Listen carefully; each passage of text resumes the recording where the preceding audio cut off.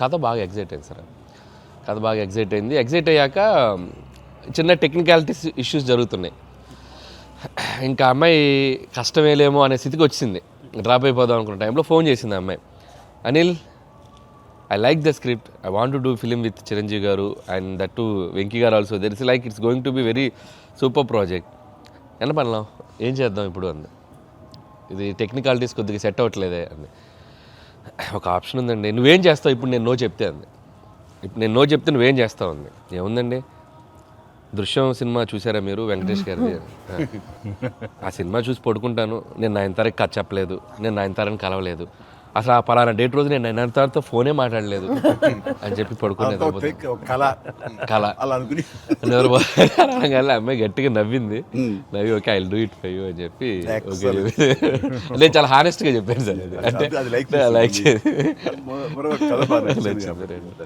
తను నాతోటి సిస్టర్గా చేసింది కదా గాడ్ ఫాదర్లో, and very powerful character, powerful brother and sister. అది ఇందులో మళ్ళీ ప్రియురాలుగా పెట్టాలని లేకపోతే ఎక్స్ వైఫ్గా పెట్టాలని ఆ థాట్ వచ్చినప్పుడు నీకు అది సెట్ బ్యాక్ అవుతుంది, చెల్లిగా చేసి మళ్ళీ ఇదేంటారా పెళ్ళగా అనే ఫీలింగ్ ఉంటుందా నీకు ఎప్పుడు అనిపించిందా? అంటే అనిపించలేదు సార్, ఎందుకంటే ముందు సైరాలో మీ వైఫ్గా చేసింది కాబట్టి బ్యాలెన్స్ అవుద్ది అనుకున్నా.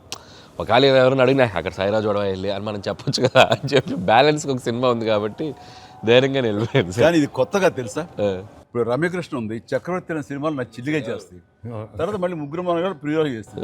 అలాగే రక్త సంబంధం అనే సినిమాలో రామారావు గారు సావిత్రి గారు అట్లా చెల్లిగా చేశారు.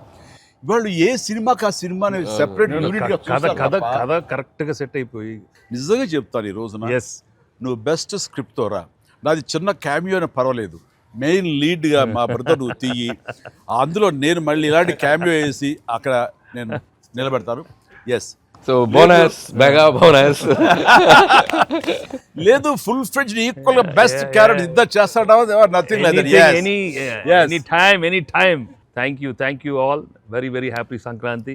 మనస్ఫూర్తిగా మీ అందరికి థ్యాంక్స్ చెప్పుకుంటాను.